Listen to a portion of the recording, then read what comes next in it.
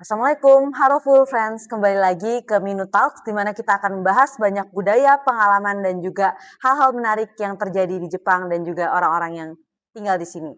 Sebelumnya kita hari ini kedatangan narasumber yang sangat menarik karena beliau saat ini bekerja sebagai perawat atau kaigo yang mana menangani dan juga membersamai para lansia, di mana pekerjaan ini tidak hanya memiliki tantangan baik dari segi mental maupun dari segi fisik itu sendiri. Dan ya, kita langsung aja untuk menyapa narasumber kita hari ini. Halo Kak, selamat malam. Halo Kak, selamat malam. Sebelumnya boleh perkenalan dulu mungkin nama Kakak siapa dan udah di Jepang berapa lama? Baik, perkenalan, nama saya Jazilah Nur Aini, biasa dipanggil Neno. Saya selama ini sudah 4 tahun tinggal di Jepang sebagai perawat lansia. Oke, berarti di Jepang udah cukup lama ya Kak sebagai kaigo. Berarti sejak awal memang udah langsung menjadi kaigo ya Kak? Iya, dari pertama kita datang ke Jepang, 3 tahun dengan visa Tokuteiji. Kakak. Aku salah. Enggak apa-apa. Atau aku ulang pertanyaan aja Kak, langsung ke ini. Langsung. Oke. Maaf ya Kak, Nggak maaf apa-apa. Kak. Mungkin bisa ini aku mulai lagi ya, 3, 2, 1. Mungkin karena udah 4 tahun nih Kak sebagai kaigo, berarti dari awal langsung kaigo ya Kak? Iya, dari awal kita datang ke Jepang, langsung bekerja sebagai kaigo, tapi dengan visa Ginoji Susei, kayak visa magang gitu di Hmm. Jepang. Mungkin boleh diceritakan secara dari awalnya nih Kak, mungkin dari persiapan di Indonesianya sampai Kakak bisa tinggal dan juga berhasil bekerja sebagai kaigo di Jepang itu sendiri itu seperti apa sih Kak? Pada awalnya kita mungkin nggak bisa ya berbahasa Jepang. Persiapan untuk ke Jepang itu salah satunya harus bisa berbahasa Jepang. Untuk itu saya masuk salah satu sekolah bahasa Jepang di daerahku yang kemudian di situ juga apa namanya, ketika kita sudah wawancara dan mendapat job, matching job, yaitu yang job yang sekarang kaigo, di tempat aku belajar bahasa juga ada namanya keterampilan ataupun praktek mengenai pekerjaan yang akan kita lakukan di Jepang. Tapi tentunya hal itu sangat terbatas dan saya mengetahui lebih banyak tentang pekerjaan yang saya jalani itu setelah di Jepang. Berarti buat persiapan di Indonesia itu berapa lama Kak? Persiapan di Indonesia dari awal masuk sampai bisa terbang ke Jepang itu sekitar 1 tahun. 1 tahun ya, berarti mungkin bisa dibilang nggak selama itu ya Kak buat ini persiapan ke Jepangnya? Sebenarnya tergantung ke pribadi masing-masing ya Kak. Selama belajar ada yang mungkin cepat cara nangkapnya ataupun yang mohon maaf kurang lambat dalam memproses kan. Tapi 1 tahun itu menurut aku yang waktu yang dibilang enggak lama tidak, dibilang cepat pun tidak. Rata-rata mungkin Rata-rata ya? sih. Oke, berarti tergantung kesiapan dari bahasa dan juga skill yang sudah dibangun itu sendiri dari masing-masing individu, Iya begitu ya Kak? betul. Oke, mungkin kita lanjut. Berarti tadi Kakak memilih bidang kaigo, memang Kakak secara pribadi nih yang memilih bidang kaigo atau misalkan dari agensinya itu yang memilihkan, "Oh di kaigo aja nih yang cocok." Sebenarnya dari awal pas aku sedikit cerita ya Kak, Iya. sebenarnya dari awal ketika aku lulus SMP, kemudian ingin melanjutkan ke SMK, sudah tertarik dengan bidang keperawatan. Tapi pada saat itu, sekolah yang akan aku tuju itu sudah full kuota untuk keperawatan. Jadi aku memilih jurusan lain dan kemudian kuliah dengan jurusan tersebut. Ketika lulus kuliah kefarmasian, saya pikir akan sangat sulit kalau misalkan bekerja ke Jepang dengan ijazah saya yang ijazah Indonesia, bekerja di Jepang sebagai tenaga kefarmasian. Di sisi lain, Jepang pun lagi membuka lowongan besar-besaran untuk perawat lansia. Dari kata yang boleh nih kita coba sampai sekarang aku bangga jadi kaigo. Selain dapat membantu sesama pun, peluang karir di kaigo itu cukup menjanjikan menurut saya. Berarti motivasi terbesar Kakak itu adalah membantu sesama dan juga ini ya Kak, apa namanya, benefit yang didapatkan itu sendiri ya? Betul. Oke. Apa ada motivasi lain yang Kakak punya untuk Kaigo nih gitu? Sebenarnya melihat, berawal dari melihat nenek sakit dulu, Mmm.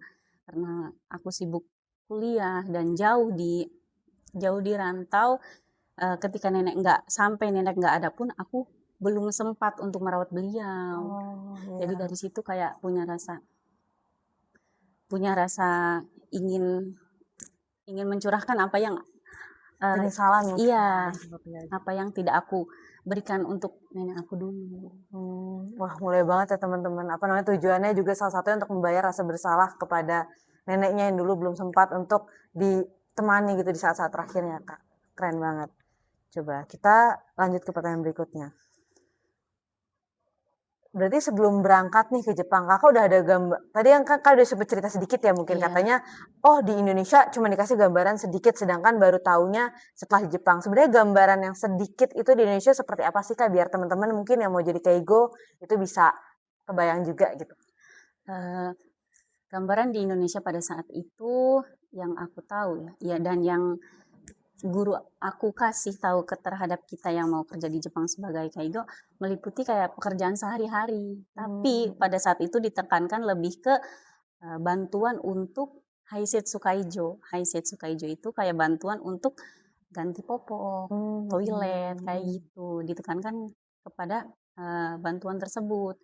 Juga, cara-caranya, cara yang baik untuk, ganti popok itu seperti apa, untuk cara berkomunikasi dengan pasien itu seperti apa, sekilas itu aja. Mmm, tapi apa hal yang paling berbeda gitu ketika udah di lapangan dan, oh ini nggak ada nih waktu diajar di teorinya gitu mungkin? Banyak banget ya Kak ya, Mhm. pas waktu diajarin di sekolah bahasa itu cuman sekelumit itu doang. Iya. Nah eee, pas di Kak. tempat kita kerja Mhm. itu yang nggak aku yang nggak expect banget aku bakal ngehadapin hal tersebut adalah menghadapi, mental, emosi, dan karakter Mhm. dari lansia tersebut. Kan Mmm. pada saat kita dikasih pelajaran, tentang Haisetsu Kaijo itu, kita nggak ngelihat, pasiennya seperti apa, Mhm. itu kan praktik sama teman sendiri gitu, Iya. tapi didampingi dengan, gurunya. Tapi pada saat langsung, itu kan ternyata macam-macam problemnya, Mhm mhm. ada yang dia nggak mau, itu ada itu Iya. banyak itu. Terus ada yang ada yang harus 2 orang karena saking Mmm. beratnya Oh gitu kan. berat. Iya berat. Mereka tuh kayak apa ya, kan Mhm. kalau misalkan kita beratnya segini misal ada taruhlah contoh ya 50 kilo, 50 kilo kayak bagi ukuran kita itu ringan, tapi Mhm. kalau mereka itu yang nggak bisa, udah neta kiri namanya, udah nggak bisa ngapa-ngapain sendiri, itu Oh iya. berat. Iya, Kak, jadi harus 2 Mhm. orang dan nggak sering juga kan, Mhm. posisi posisi posisi, kita ketika mengganti popok itu bisa bikin sakit punggung. Oh karena mungkin karena pergeseran itu ya Kak? Iya, berat Oh, juga kan iya iya. gitu. Berarti emang butuh, skill-nya butuh jam terbang ya Kak? Karena banyak orangnya sangat variatif di Iya, realita. Oke oke. Eee, Selanjutnya, tadi udah mungkin sekilas ya Kak dijelasin terkait tugas-tugas keseharian ya kayak mengganti popok dan lain-lain, tapi boleh nggak Kak kayak dijelasin mungkin lebih rincinya oh secara iya. harian tuh Kaigo tugasnya apa aja gitu, secara umum mungkin? Secara umum tugas Kaigo itu membantu mendampingi lansia untuk bisa menjalankan kehidupan sehari-hari dengan baik, Mmm. dengan nyaman, dengan aman, dan, sebisa mungkin agar kualitas hidup mereka tetap terjaga. Jadi bukan hanya ketika mereka sakit saja yang kita rawat, Mhm. melainkan kita juga harus selalu membantu mereka untuk mendorong mereka agar bisa memiliki kemandirian Mmm. dalam menjalankan kehidupan sehari-hari.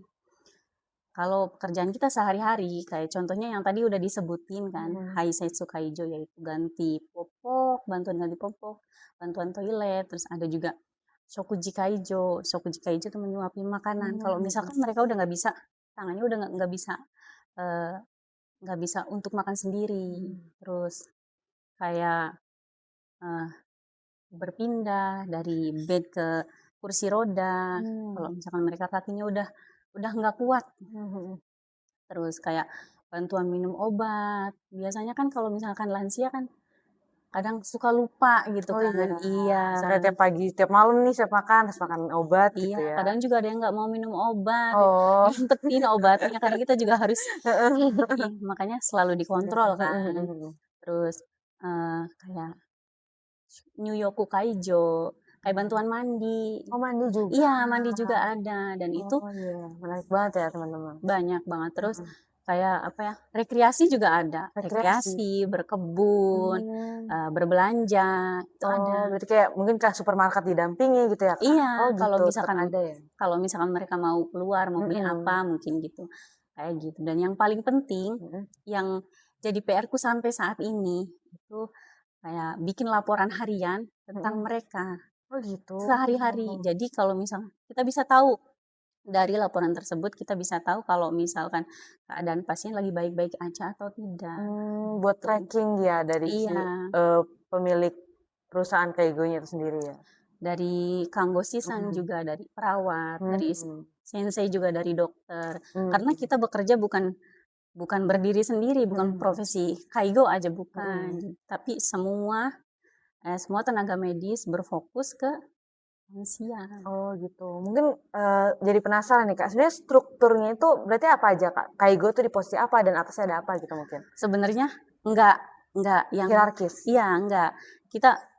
Kita mengelilingi. Oh horizon gitu? Iya, Iya. kita mengelilingi dan lansia di tengah. Karena apa? Kita saling berkaitan, bukan siapa yang paling ini, siapa yang paling itu. Oh iya, Iya. berarti lebih kolaboratif ya, Iya, kerjanya seperti itu. fungsional. Oh iya. Berarti ada apa ya Kak? Apakah dokter, Kaigo gitu-gitu? Ada sensei, kaigo, terus ada yang kalau misalkan saya aduh Kak, Enggak usah. Aku nggak hafal pula. Oh iya, berarti iya udah nggak apa Kak. Kaigo, sensei, Kaigo, dokter dokter, gitu kayak kinokungren, kayak terapi terapi. terapi buat gerak gitu Oh, ada. bisa kayak tangan udah susah diajarin ininya gitu ya, Iya. Nah, peregangan-peregangannya. biasanya Oh, kalau misalkan iya iya. apa yang masaji juga ada. Kalau misalkan mungkin posisi Ryosa kan macam-macam, posisi lansia kan macam-macam, ada yang tulangnya kurang Lurus. lurus, iya makanya kan Oh ada yang iya. suka datang buat namanya homong panggosi. Jadi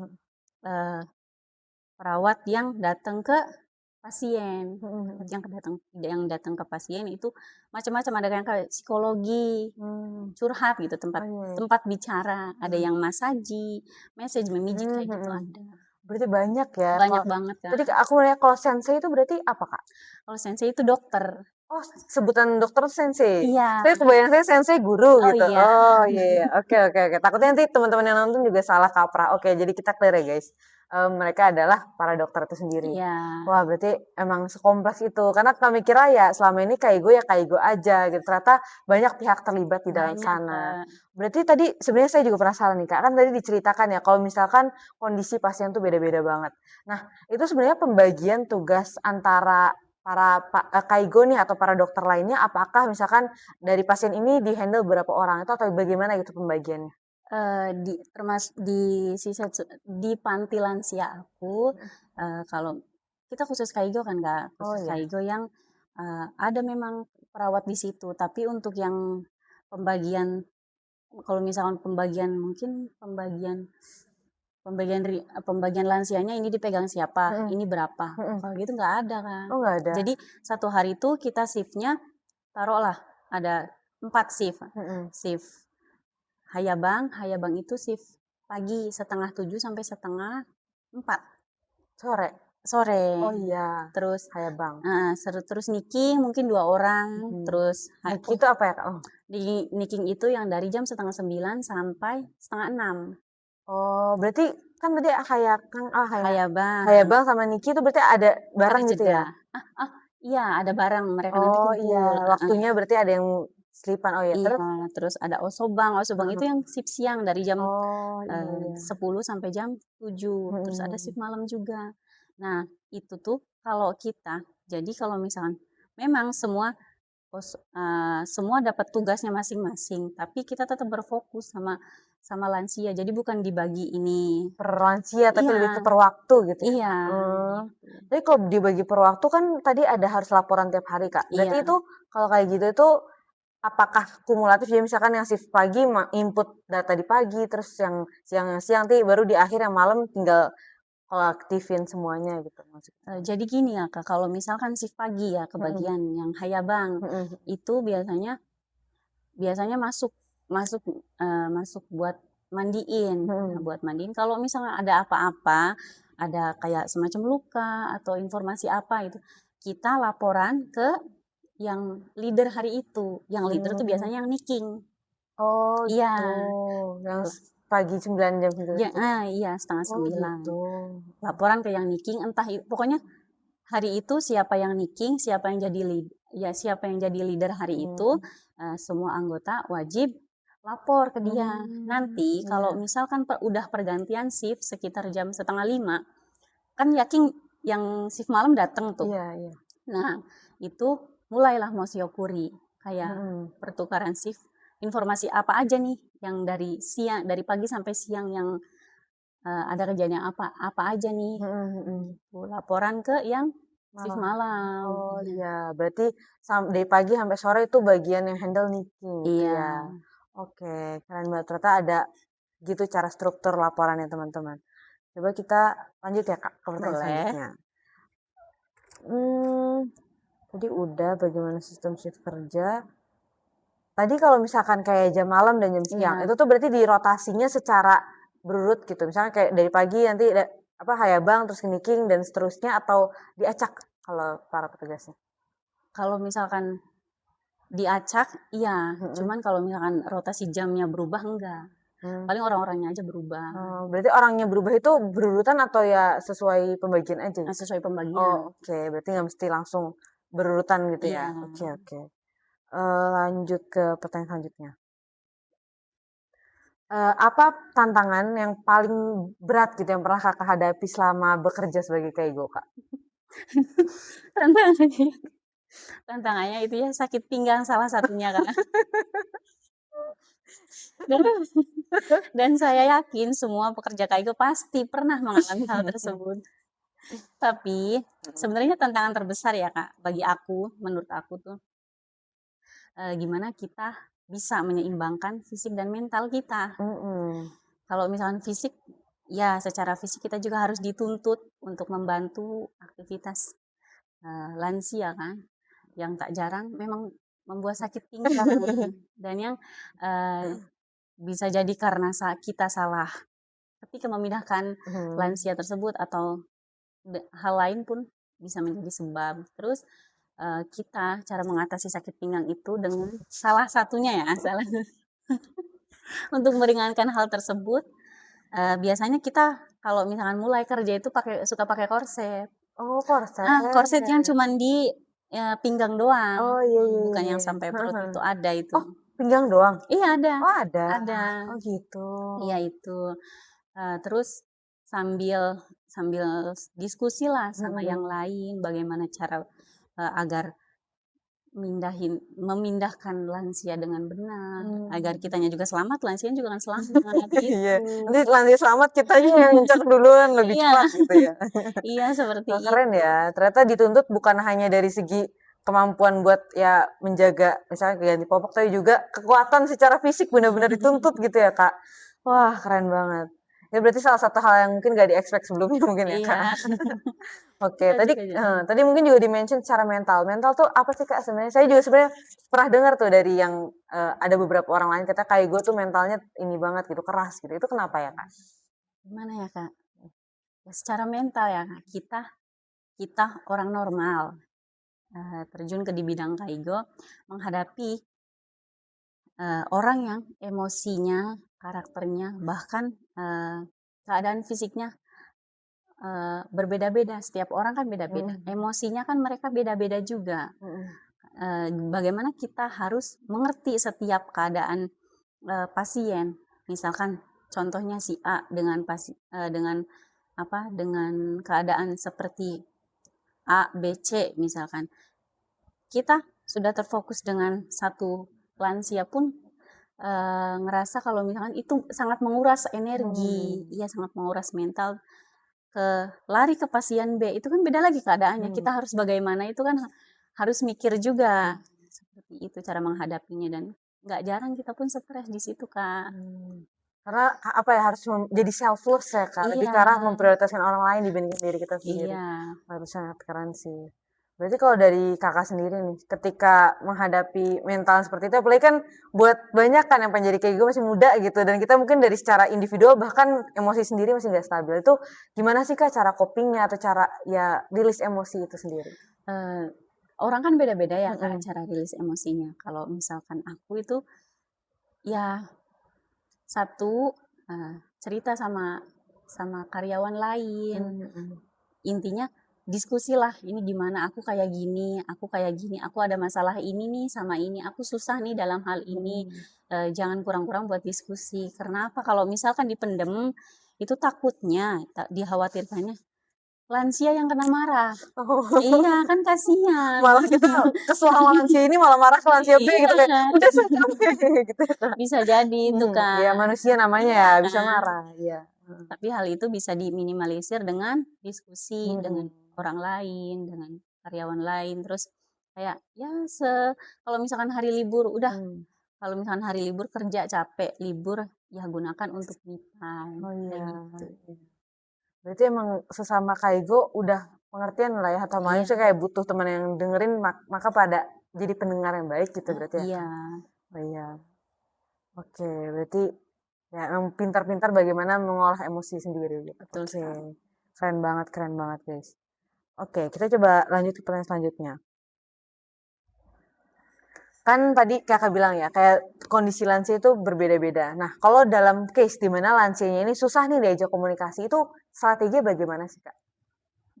Dalam komunikasi kan ada dua ya Kak, verbal sama non verbal. Kita ambillah si A nih, kasih contoh si A, dia punya kekurangan di pendengarannya. Kan nggak mungkin kita bicara sama dia dengan suara yang keras, kan nggak mungkin. Nah, salah satunya diakalin dengan tulisan. Ya, kalau dengan tulisan, kalau misalkan masih belum bisa menangkap atau informasi kita belum tersampaikan, gestur biasanya. Kalau contoh lah kayak makan, mandi, seperti itu. Biasanya dengan seperti itu mereka akan lebih mengerti. Terus juga buat kalau misalkan kita ingin menyampaikan ataupun bertanya ataupun ditanya oleh lansia, usahakan pertanyaan yang kita tanyakan itu yang memiliki jawaban yes or no, supaya mereka lebih mudah untuk menangkap dan kitanya juga lebih mudah memahami apa yang mereka sampaikan. Kan kita kalau misalkan semua cara itu belum berhasil, namanya kita orang luar negeri kan ya Kak, dengan pelafalan atau hatsuong orang sini, apalagi lansia itu kadang nggak jelas. Nah, cara satu-satunya yang paling terakhir, panggil shokuing atau karyawan lain untuk menerjemahkan apa yang dia katakan. Oh gitu. Iya, kadang-kadang, aduh ini ngomong apa ya? Ini apa ya? Kadang kita juga seperti itu. Udah mah kita orang luar negeri gitu kan, disuruh mengerti apa yang mereka katakan. Kalau misalkan masih sehat kayak kita kan masih bisa bertanya apa sih maksudnya. Tapi kalau lansia kan udah iya.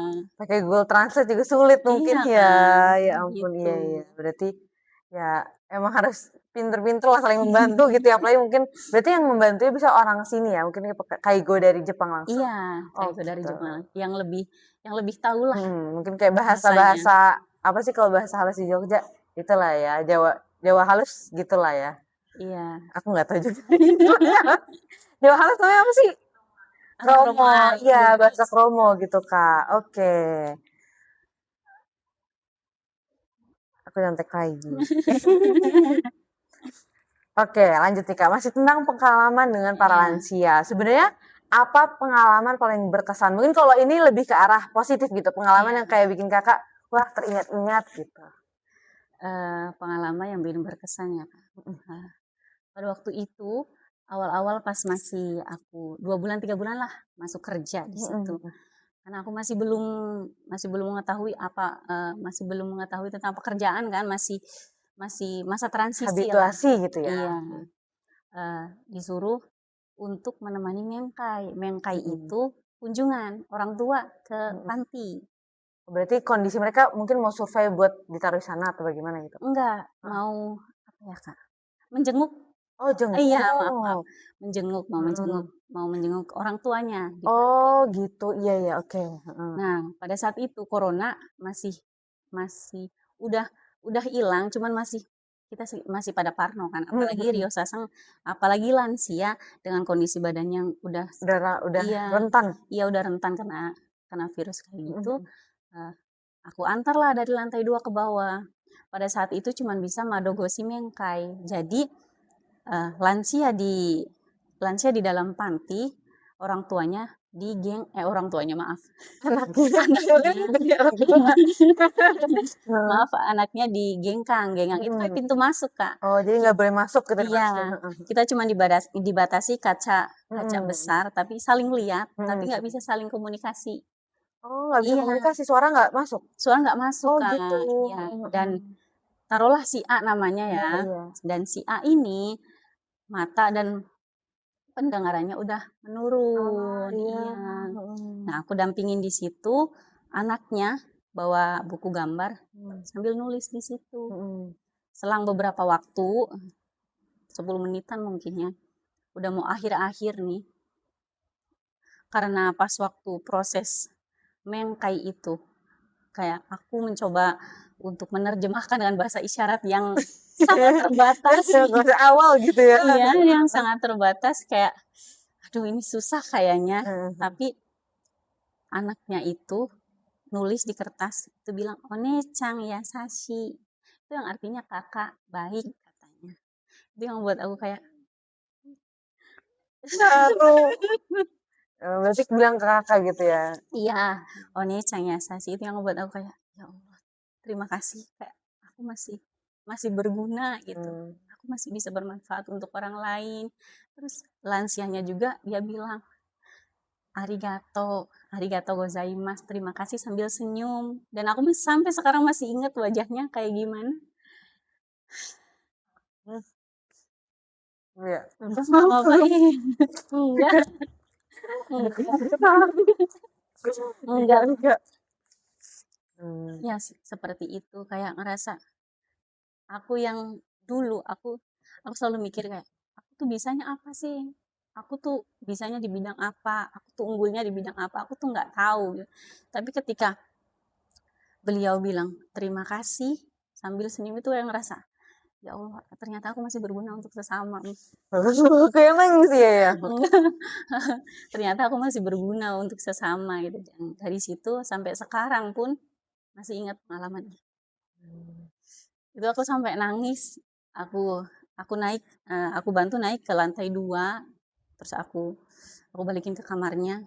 Aku lari ke kamar mandi itu, aku nangis, ya Allah ternyata ternyata seperti ini ya rasanya gitu, dihargai, iya seperti ini ya iya. rasanya ngerasa, ya keberadaan kita, kebermanfaatan kita tuh Iya diakui oleh orang lain.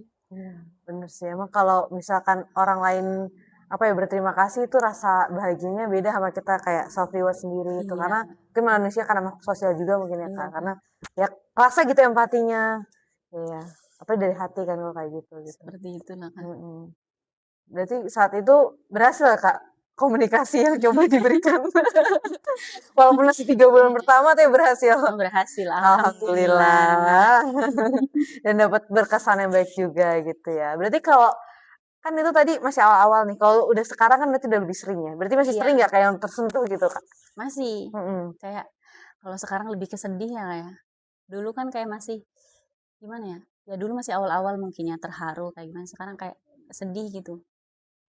Kayak mereka udah tua, banyak yang ya mereka kalau di tempat aku kan ya, satu kamar itu sendiri. Mhm mhm. Satu kamar sendiri dengan fasilitasnya. Ya, dengan fasilitas tersebut gitu kan. Kadang aku selama 4 tahun di perusahaan yang sama, aku belum pernah melihat Rio lansia itu dijenguk oleh keluarganya. Oh. Jadi kayak aku kadang suka cerita ke pegawai lain, itu si A lah, itu si A nggak pernah dijenguk, aku selama 4 tahun di sini belum pernah ngeliat keluarganya datang ke sini. Gitu. Kayak suka datang dia tuh katanya, tapi memang juga nggak lihat ya. Aku pikir nggak pernah dijenguk, dan itu banyak Kak yang nggak pernah dijenguk sama anaknya tuh. Itu, dan aku mikir dari situ kayak sepi ya mereka gitu. Hidup mereka sepi gitu, hidup di tua mereka harus membayar rasa sepi itu. Terus kayak aku mikir, aku tuh gimana ya? Terus kayak mereka tuh di sini sendiri.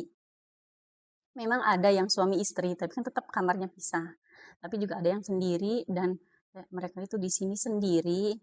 Mereka tuh cuma punya kita yang ngejaga, yang tiap hari ketemu. Anak mereka kan nggak tiap hari ketemu. Anak mereka pada merantau kemana, ke Tokyo atau kemana gitu kan. Mereka kesepian, butuh teman ngobrol, dan di saat akhir hidup mereka pun masih tetap nggak bisa ketemu leluasa sama yang lain gitu, sama keluarganya. Terus berhubung karena di situ cuman kita pekerja kayu yang ada di situ yang tiap hari ketemu mereka gitu, kayak kasihan banget sih Kak, sebenarnya kasihan gitu. Ya mungkin merekanya biasa-biasa aja, namanya juga orang lansia ya. Udah mulai lupa gitu ya. Iya, udah mulai lupa, tapi banyak juga dari mereka yang pengen pulang. Itu sampai udah bawa kayak apa, tas gitu isinya baju apa, pergi ke depan gengkang, ke pintu masuk lah, depan pintu masuk, tapi nggak sampai keluar, kan dikunci pintunya. Uci kairitai, aku pengen pulang ke rumah gitu.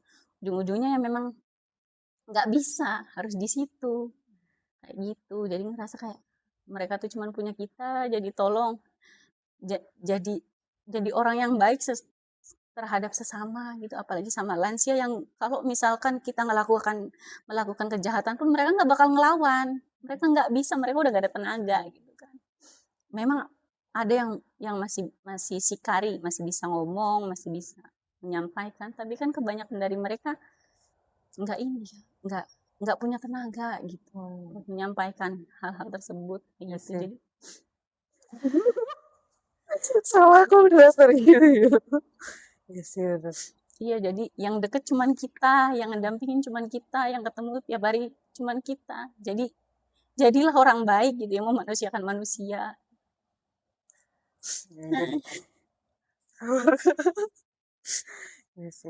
Iya, kasihan itu, ya Allah. Jadi mungkin jadi pengingat diri sendiri ya, kayak tua apakah anak-anak masih pengen sayang sama kita gitu, apakah kita gimana gitu di masa tua, apakah ya masih dipeduli atau enggak, itu nggak ada yang tahu sih ya. Alhamdulillah di sana masih ada kayak gue yang bisa tetap ngasih rasa perhatian dan juga nemenin gitu ya. Berarti kalau misalkan ada yang kayak tadi, kayak misalkan mau pulang itu komunikasi seperti apa Kak, bisa Kakak coba? Kalau misalkan biasanya kalau kan kita nggak nanganin satu lansia aja.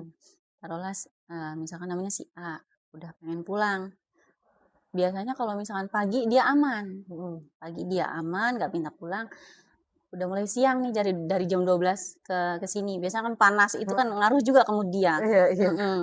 Ya udah minta pulang, biasanya kalau ya kita kasih pengertian. Kasih pengertian kalau misalkan di sini ramai gitu.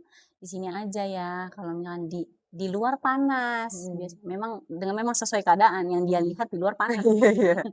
Di luar panas gitu. Kalau misalkan udah nggak bisa. Biasanya kan kalau misalnya lansia kan udah, meskipun kadang sudah ditenangin juga tetap Kak. Kayak anak-anak ya, balik lagi gitu ya. Iya, tetap.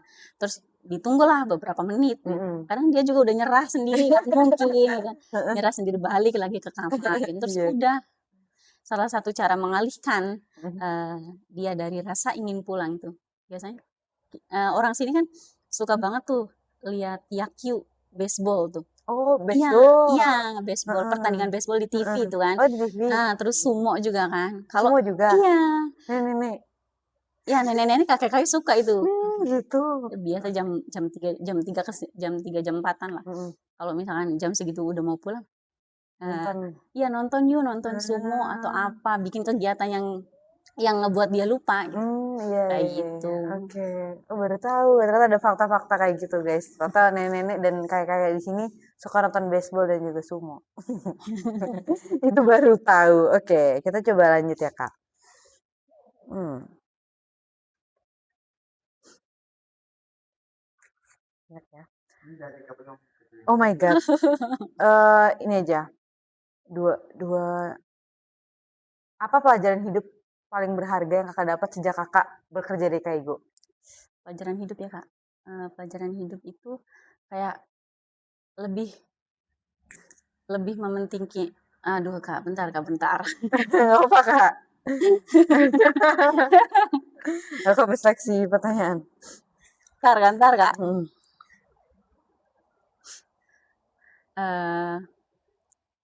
Pelajaran hidup yang aku dapat selama bekerja jadi Kaigo itu belajar lebih memahami orang tua dan orang-orang sekeliling kita, orang-orang yang kita sayang. Kayak dari lansia kita tahu kalau misalkan kita tuh bakal mengalami proses menua. Gitu.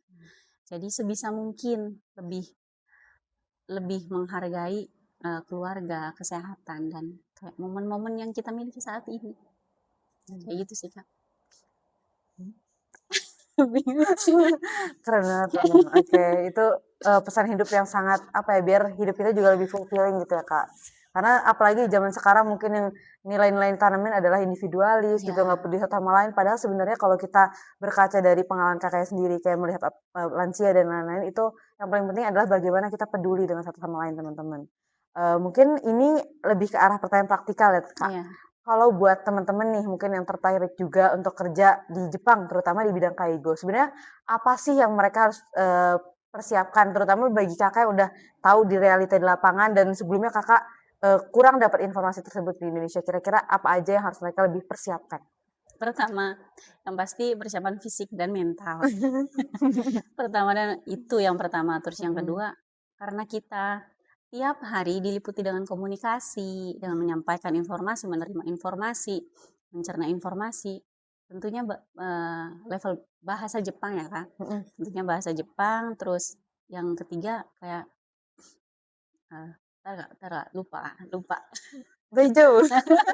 Tenang kak, tenang. Maaf kak, Ada ada.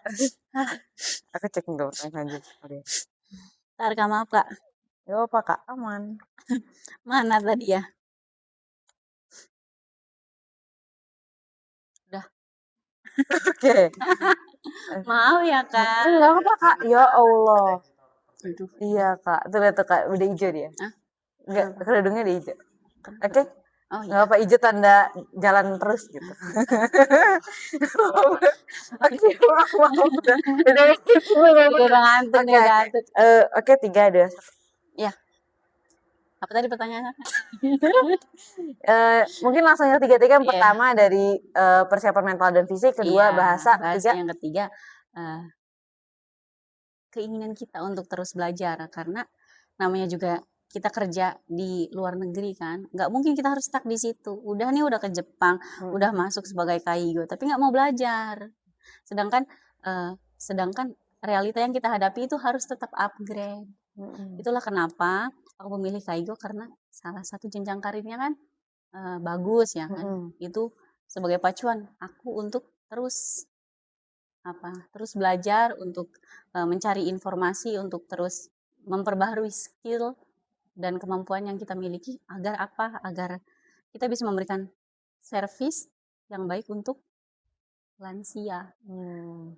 Berarti selalu ada target yang ditingkatkan agar ada perkembangan diri sendiri gitu ya. Jangan cepat merasa puas setelah intinya ya. Seperti itu. Oke, mungkin sebenarnya itu pertanyaan terakhir. Apakah dari kakak sendiri ada pesan tersendiri nih mungkin dari diri kakak kepada para penonton Minotalks hari ini? Bentar. Aduh ya Allah.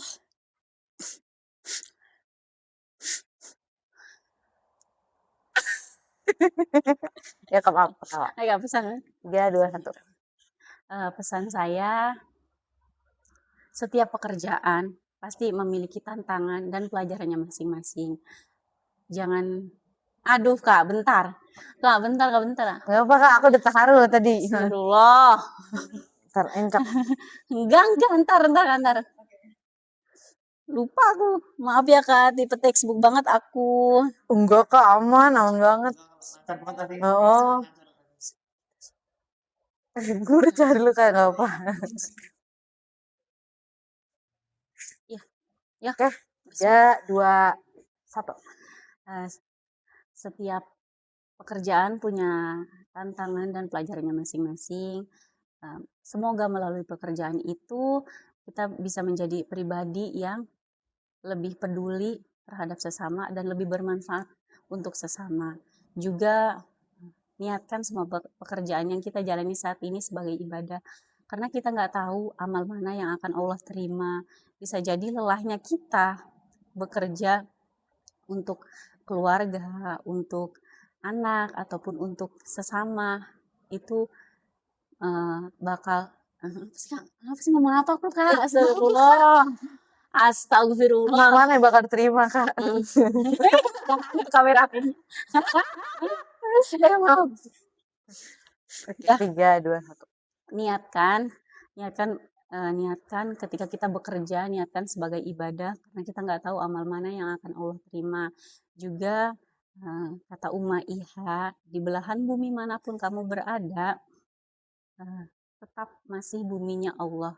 Untuk itu kita sebagai seorang muslim diharapkan untuk tidak melupakan kewajiban kita seperti sholat dan lain-lain yang merupakan apa sih Kak? Astagfirullah Kak, ya Allah ya. Satu lagi. Sawan, kontek. Gomeng. Tidak, bismillahirrahmanirrahim. Kata Iha, di belahan bumi manapun kita berada, masih tetap buminya Allah. Oleh karena itu, kita sebagai seorang muslim, diusahakan, harus wajib, jangan apa sih Kak, ya Allah, astagfirullah, maaf Kak. Aku nggak tahu teksnya jadi nggak tahu Kak, maaf ya Kak. Contekan ini Kak. Kata Iha, di belahan bumi manapun kamu berada, masih tetap buminya Allah. Oleh karena itu, jangan melupakan kewajiban kita sebagai seorang muslim. Dan ingat, kita ini cuma hamba. Udah. Masya Allah, begitu ya teman-teman. Semoga pesan yang diberikan oleh Kak Neno malam ini bisa, dan juga segala pengalaman yang udah di-share tadi, bisa menjadi bekal teman-teman semua yang mau ke Jepang, baik sebagai keigo maupun ke belahan dunia manapun, ingin mengejar karir dan juga ingin berkontribusi dalam sosial kita. Dan kita sebagai manusia harus tetap saling membantu ya Kak, dan tetap care kepada satu sama lain. Mungkin itu aja perbincangan kita yang sangat menarik pada malam hari ini dengan Kak Neno. Saya berterima kasih banyak kepada Kak Neno yang udah mau berkenan hadir di podcast hari ini dan juga udah mau sharing informasi yang sangat mahal ini sendiri pada malam ini. Terima kasih Kak. Kembali kasih. Dan ya, selamat malam buat Kak Neno dan juga semua penonton Minutalk dan juga Fur Fans. Dadah. Bye-bye. Terima kasih Kak. Nanti potong-potong yang sisanya lancar. Terima kasih banyak Kak. Semangat ya Kak. Maaf ya Kak.